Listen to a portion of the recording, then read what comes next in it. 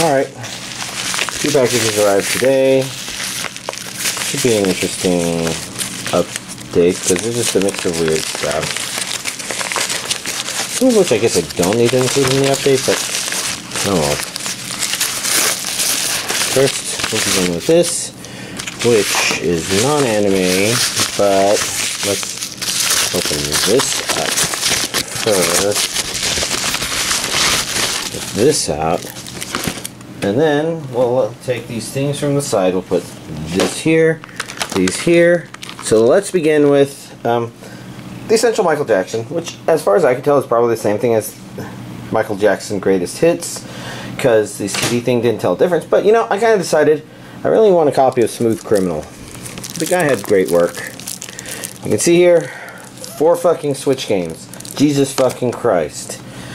Pardon my French. So, we've got Xenoblade Chronicles 2, Torna, the Golden Country, which is an all-new prequel story, and so I'm not going to look too much into it, but this also gives me Season Pass. Super Mario Party, which, you know, I haven't fired up on account of the fact that I still have all my friends. Undertale. I didn't even know there was going to be a physical copy version of this. I assumed it would be digital, but no, here we go. So now I finally have Undertale. I just need to actually play it. And then this, which arrived today, which is a remake of the first Disgaea game, which is probably pretty good. I mean, I've heard that there's some flaws in the first game's mechanics that were fixed in the second game. Majorly annoying, stupid something or the other, and I don't remember what it is. But this one's the classic. This one's with Etna, and I forgot the name of the other characters. But I watched the anime version of this. There's a Prinny dude. Oh god, but this thing is a little loose, so it's kind of hard to get started. Actually, wait, I don't normally show these, do I? I mean, there's the inside, there's a... some more Disgaea art goodness. Anyways, and in non-anime DVD, My Little Pony Friendship is Magic Season 7. Although, I don't know if I even watched Season 6. I feel like I'm falling behind on everything. Just absolutely everything. The only thing that I haven't... Why am I opening this? I don't normally show this. Whatever. Let's just open it up and take a peek. So pardon me, that's a little on autopilot, I guess. But I did actually complete one project. I have been meaning to download a copy of Octo Expansion music. Splatoon 2 Octo Expansion. Well, what's the point in showing this disc? Those are some pretty... Yeah, they're not bad discs, but they're not super exciting discs.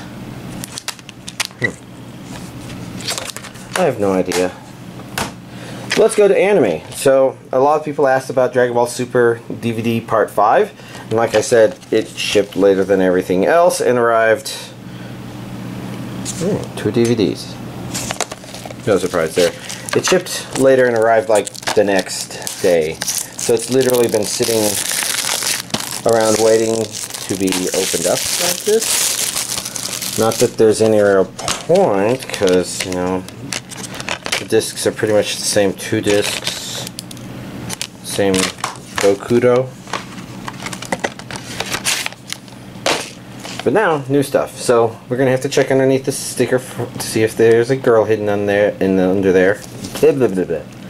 Cannot speak today.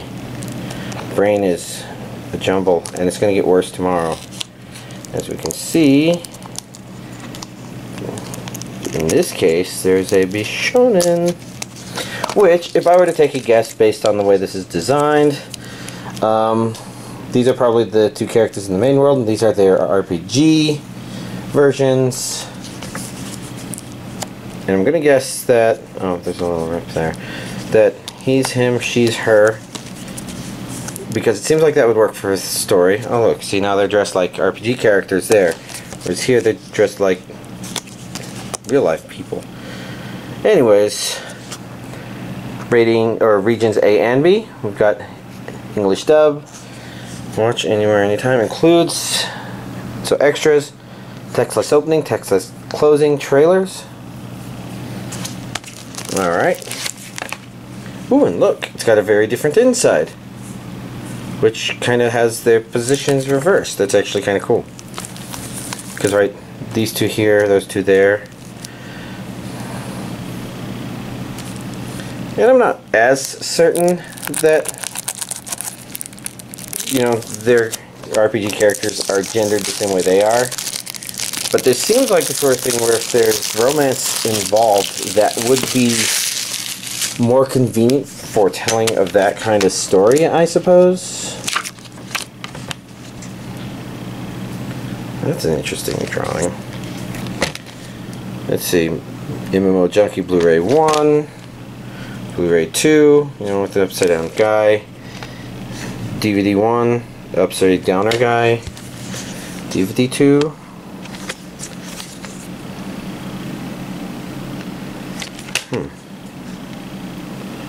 Not sure what to make of this.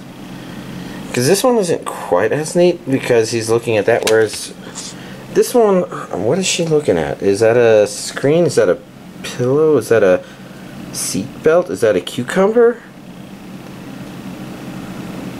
Her hand kind of suggests computery setup. So this one kind of feels more foreboding, whereas this one's like, it feels like this one was designed to mirror the other one as opposed to there being hidden meaning. That's not necessarily the case, of course, but you know, that's the kind of first impressions sort of thing. I suppose if, you know, the creators ever saw any of my videos, maybe it's helpful for them to say, oh, they totally got the wrong idea. Well, maybe we could do it better in the future. So I take this off to see if there's a girl hidden underneath it, except we can just take the plastic off because it's on the plastic. I say we can take the plastic off, but apparently nothing wants to open today, so we're going to screw that shit up.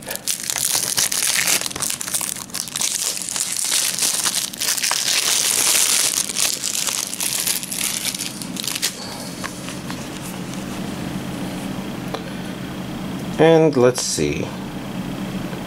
Just Monster Hunter stuff. Here's Rathalos and Arathian. Okay, we got regions A and B. We got English dub. Extras. Extras. Not seeing it talk about extras anywhere. Okay.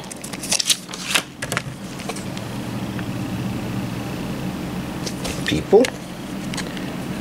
Did I even say what this was? Because it's Monster Hunter Stories Ride On, DVD Blu-ray Part 4, all the way up to episode 48.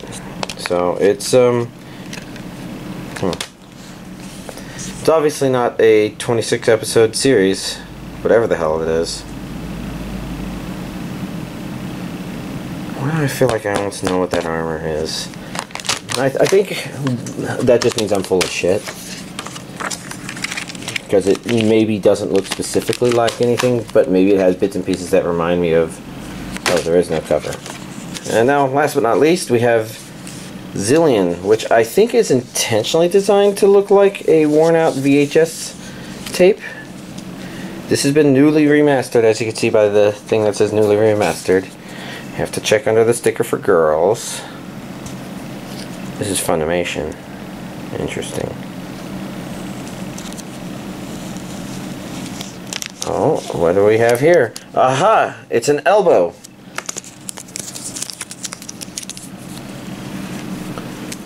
Let's see, what does that say? Released for the first time in the US. Complete series plus OVA. That's 31 episodes on 4 Blu-ray discs and 5 DVDs. And a partridge in a pear tree. This one's region A only, so it can't be as easily imported. Oh, extras, here we go. Opening, closing 1, closing 2, and trailers. Their odds are a zillion to 1. Oh, and I didn't take a look. This is Japanese with English subtitles. No English dub. It's very notable. And you can see evidence for it supposing to look like a worn out VHS because this one is in plastic and looks like that. But I have to say, it's kind of an interesting aesthetic. I don't think there's anything really new about this, so we're just going to dig around on the inside. That looks very different from everything else. Mechanic, Blu-ray number 1. 2, 3, 4. DVD number 1, 2, 3, 4, and 5. I guess it's interesting. These are made to look like they're burnt. Let's take this one out to take a look at the picture. And to look at the back. As you can see, it's pressed and not burnt, which means, you know, it's one of those things like... Was there... I'm trying to remember. Was Deadpool supposed to look like it was a burnt copy? No, something was, but I don't remember what that was. Maybe it was Deadpool. Anyways, here's this week's anime DVD collection update. So, you know, I continued pressing on watching World End, and what can I say about it? I mean, I had everything I said last week, so it's really more, how did the series overall feel? And the answer that keeps coming to mind for me is it felt like a mess, but it didn't feel like a hot mess. So I guess it's more like it kind of slowly builds up to what it does at the very end. It doesn't feel like the thing that happens at the very end is necessarily a culmination of everything that happened before it, but it is ridiculously busy and important, almost like somebody decided to rush an ending in there maybe. But I can't say for certain because it does touch upon some of the themes that seem to be the main themes of the series, while just kind of leaving other things a little more introduced but not explored, I guess. So overall, it was interesting. I just don't know if it got the treatment it was supposed to, or if it did, then if maybe it didn't get implemented right. I don't know. Overall, you know, there were really neat ideas that it explored in there. It was very, I guess I wouldn't call it very. It was definitely an experimental anime, but it wasn't too dominated by that concept. There was some interesting exploratory storytelling in there. That rhymed. Next up, I decided to start watching Armed Girls Machiavellianism, whatever. And those of you who have seen me talk about other stuff before probably know that I didn't think this series started off with a good start. Because it begins with one of those, it was an old girls' school, but when it became all mixed, you know, the boys are evil and girls are good, and it seems to be playing that as, well, it was there, and it makes me uncomfortable to watch characters doing stuff that shitty. I mean, it's kind of like there's an episode of X-Files season 11, which, you know, I've been watching the past couple of weeks with a friend, and there was one episode that was like, okay, these people are literally stoning this person to death based on wild speculation and fear, and I hate everybody in this town except for that one cop. That cop is cool. But everybody else should be impaled and left to die because they're just fucking scumbags. And, you know, sometimes I get really frustrated and angry with stuff like that. And this one begins that way, but I think it's intentionally setting it up that way to severely subvert it. It's not quite like Prison School, which is kind of subverting it with absurdity so much as, I don't know, it's playing this weird game. I don't know how to describe it without maybe spoiling what it is doing, but for the most part, it's interesting what it's doing. It definitely gets a bit better a couple episodes in, but at the beginning it's just like, ugh, these people talking about peace and order shit, and they're the ones that are causing all these problems, those fucking hypocrites. Well, the show seems to be kind of aware of that, but I don't know, it may be hard for some people to start just because, you know, it's not like it's immediately subverting it, so there's a question there of how well you can tolerate its being in that shitty moment and then transitioning out of it. I've mentioned before that there's some series that I just didn't like because while they did have a good turnaround and, you know, come back to all the shittiness they had put there, it just wasn't fun to sit through it, I guess. And this one definitely seems to be on some really fine line where some people are going to be really turned off by it and other people are just not going to notice and other people are going to be like, oh yeah, this is about the right amount. So I'll definitely be able to keep watching this and I will choose to keep watching it. But yeah, outside that, let's see. I'm monster hunting. You may have noticed that was a little more sporadic this week. Part of that was exhaustion, I guess. There were a couple of factors in there. One of those is that, you know, work's just a little busy. It's not like I'm doing a lot so much as keeping track of a lot of stuff at the same time. And that's a natural thing.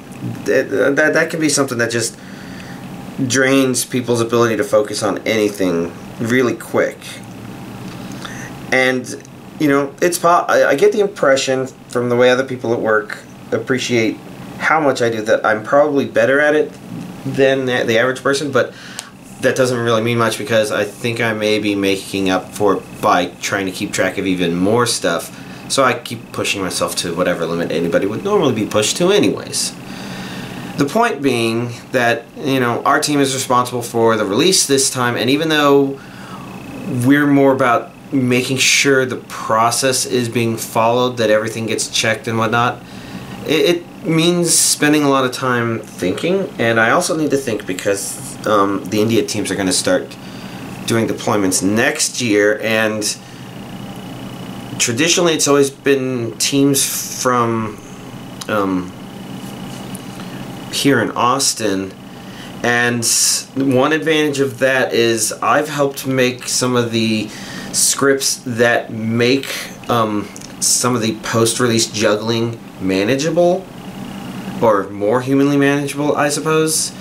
And passing that information on to India teams will be tricky, so I have to make sure everything's documented. I'm kind of going off on a tangent because, as you can see, I am distracted by problems like that.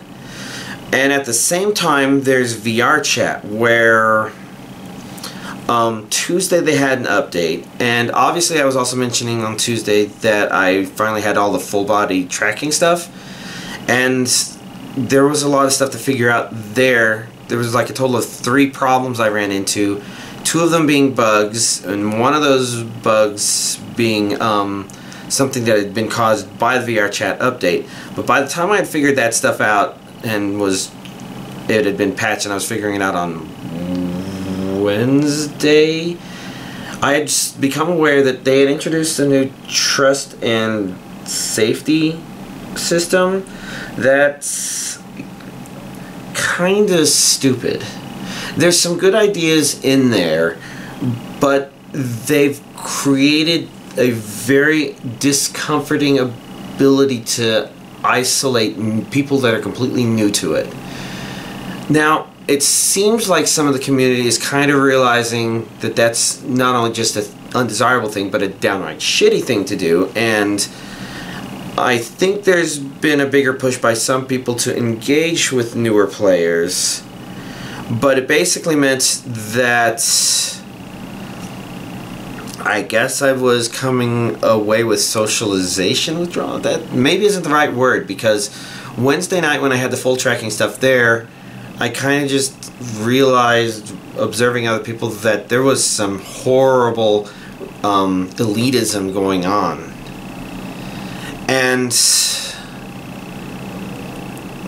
basically, for a couple nights of VR chat, I was logging in not to interact with people, but just to watch the people that are known and trusted, and to see if I trusted them.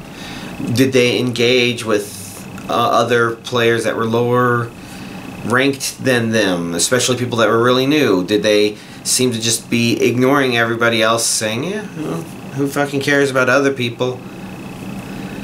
And eventually I kind of felt confident enough to engage again. I've spent mostly time with people, but the devs did not seem very receptive to, oh, sorry, yeah, we probably shouldn't have painted a fucking target on the back of very new people who would then be targeted by people that hate new people.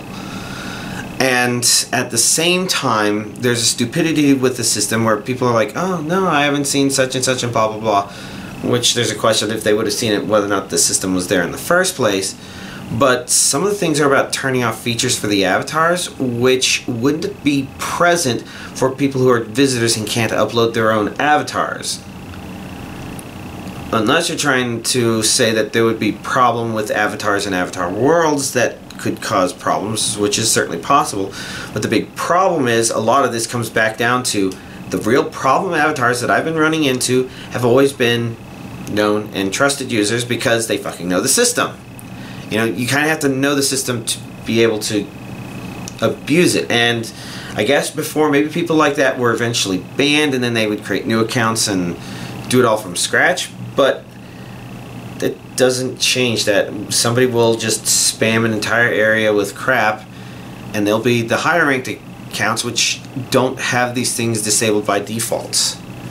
So yeah, their system is kind of stupid because they're calling it a trust system, but it's really a how much do we trust them from an automated system perspective, and not how much should you trust people. Like, it really should be something more along the lines of people who are on your friends list, people who aren't on your friends list, because for a lot of people that experience problems with avatars, they're usually just turning them all off in the first place, and they don't need this idea of turning it off only for the most visitory of visitory people. And if some of the problem is also avatars with too large polygon counts, they could also just turn stuff like that off, because they've turned off stuff like, oh, here's the custom animations and here's shaders and all that stuff. I'm going a bit on a tangent, I think. I guess the point is, if you've heard me talking about VR chat and you thought, maybe I'll give that a shot, definitely be wary. I haven't seen as much bullshit as I did Wednesday night. I did block somebody who walked up to another purple user and said, oh, finally, another purple user, you must be normal, or something stupid like that. I'm like, if I don't trust you right now, I don't want to hear you say that, and I don't want to try to interact with you. Oh yeah, that's the other problem with the system, is you can't tell which people have your avatars blocked and you're muted. So if you're a new visitor, you can go up and talk to a group of people, and if they all have you muted or they all have your avatar blocked, you're not really getting a socialization experience, which means you're not going to want to play VR chat. So they've created a really stupid feedback loop that at the moment only seems to be keeping held at bay because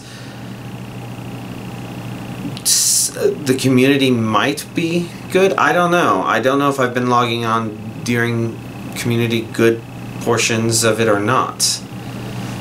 But take it with a grain of salt. Any recommendations I had in the past are now on shaky grounds. I've been enjoying my time the last couple of evenings, but it seems like that's more because I encountered a group of people that I've been able to hang out with. The only problem is I need to transfer over Steam friends over, and I might wait a little bit on that, because it sounds like that's the next project devs are going to be working on, I guess. Anyways, it's been a bit of a ride. It's been weird. It's been interesting. If you're curious how the full body tracking has been working, I haven't been able to use it a whole lot, but it's been fun. Whether or not it's $400 worth of fun is definitely a different question. And whether or not it was $400 is also a different question, because I think it was like $80 per tracker for the 3 trackers, and then maybe $60 for the belt and buckle stuff. Anyways, it has been entertaining, and I like having spent the money on it because now I feel like I have the freedom to do some interesting things. But it still doesn't change the fact that, you know, I haven't really encountered a situation where it's like, okay, it's time to just dance. And the entire point of buying them was actually, you know, the upper body dancing is really great, but I want to try and introduce some lower body dancing. I don't know if that means hips, because I don't know if the waist tracker tracks that well, but it certainly means trying to do something like that.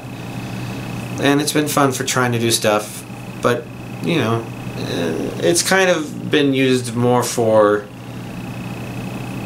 just surprising people. Just because, you know, they're used to most avatars, even ones with VR, not doing weird things with their legs that could obviously only be done with tracking stuff.